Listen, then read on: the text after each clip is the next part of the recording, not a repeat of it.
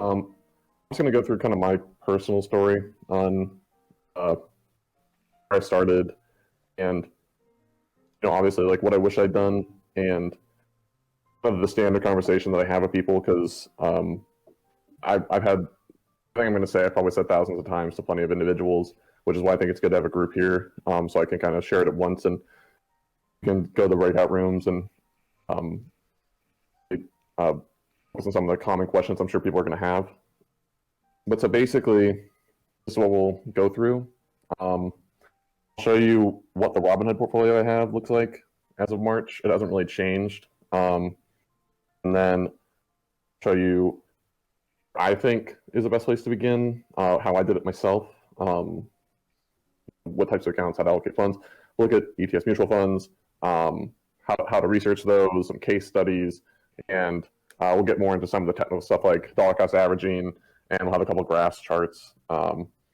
And if anybody wants to ask a question along the way, just interject, that's fine. So this is what my portfolio looked like.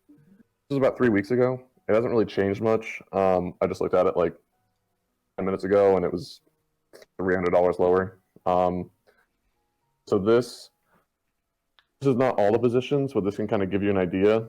I really like Robinhood. I think it's very user-friendly for beginners or for retail investors who aren't very experienced and are kind of looking to get their feet wet.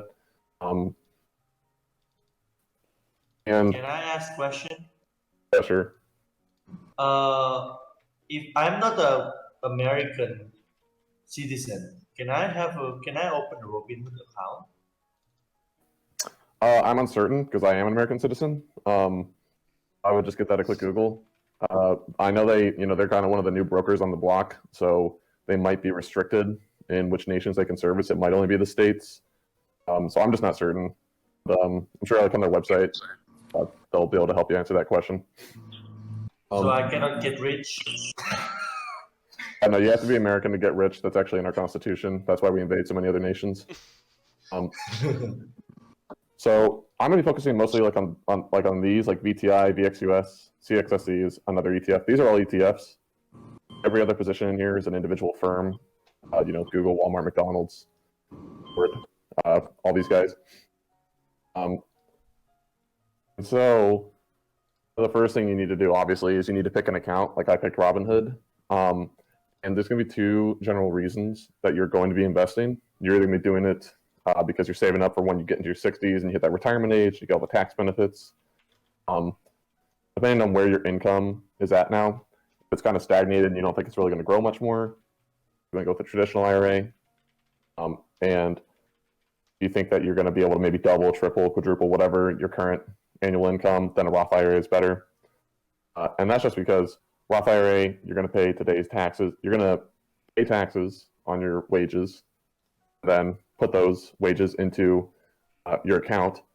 And then that means that you're basically minimizing the income tax you pay, because if your income's going to go up in the future, then you want to avoid paying that higher income tax in the future.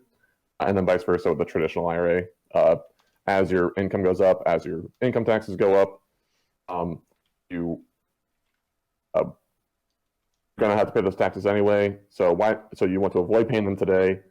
You don't pay income taxes today. You put them straight into your account, start investing with them, and then you pay the income tax when you take out the investments in the future, which means that you have more capital up front to grow.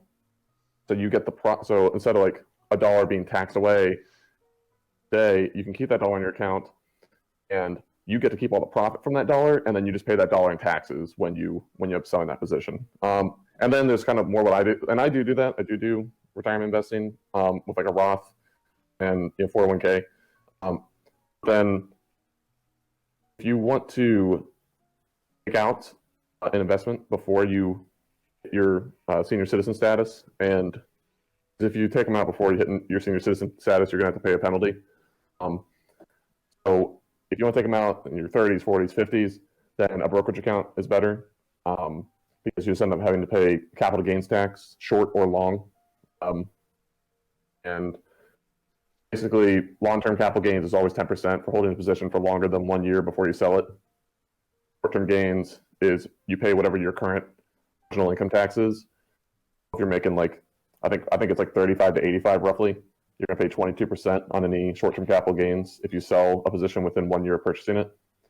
But you don't have to pay a penalty. So this is just a good way to basically store your cash for a while in some good investments and just have it growing on the side until there's something you need, maybe your house, maybe you want to do a startup, vacation, whatever. So Warren Buffett has said this. He said that there's really no better investment than to pay off credit card debt that you're paying interest on. So this is always kind of the way I think of prioritizing. Like when I get income, where do I allocate it? I got credit card debt, and I'm going to pay interest on it, which thankfully I haven't ever had yet. I've always been able to pay off statement balances or to do balance transfers without any additional fees. I want to kill that as quickly as possible because you're going to pay whatever 20-25% monthly interest, which compounding annually is just absolutely insane. Then, as when I have cash on hand, I mean, some people say 3 months. I really feel more comfortable at least with 6 months of cash of my cost of living. So if your cost of living is $1,000 a month or $2,000 a month, it'd be 6K or 12K in cash. And I like to have a little more than that. I usually keep a lot of cash in my brokerage account, but then also in like my personal bank account, just so if there's like a COVID and the market crashes, I got a lot of extra cash. One, to feel safe about covering my cost of living, but then also to jump into the market and start buying up everything that's on sale. And then the third thing, as far as like where I'm investing every single month, because sometimes I won't really do active investing for months, like half a year, even for quarters. But every single month, I'm going to be dollar cost averaging to these two ETFs are the ones I do, and I have a couple other positions I do this with. But that'll be reviewed later as far as what dollar cost averaging is for, and what the risk profile of these kinds of securities is. The reason that I'm doing ETFs, VTI and VXUS, and not mutual funds, is basically this story over here of what Warren Buffett did back in 2008. I think it was 2008 to 2016, I guess. I think it ended like at the beginning of 2017. And basically, he made a $1 million bet against a hedge fund that was saying, whoever outperforms the other at the end of 9 years will get to take all these profit and give it to a charity of their choice. And he was just saying that what he did was he just bought an S&P 500 stock market ETF. And an ETF, for those that might be unfamiliar, is just essentially an index. There's all kinds. You could have an ETF in the energy sector, in the technology sector, in commodities, whatever. He just picked the S&P 500 because the S&P 500 is generally agreed upon as being a representation of the American stock market. One way to think about it is like if you put $500 in the S&P 500 ETF, which is a single security, it's like you have one share in that ETF. It's kind of the same as putting $1 into each of those 500 companies, which theoretically is exposing you to the entire stock market. Buffett was saying that it's not that these hedge funds or these mutual funds can't generate superior returns to the market. It's that they can't generate superior returns for their investors who they're working for because of the fees and the commissions that they're charging. And you can just kind of see this graph. This is the index fund that Buffett had. And over 9 years, it went up 85.4. The average hedge fund went up 22.0. And Protege, who he was competing against in this,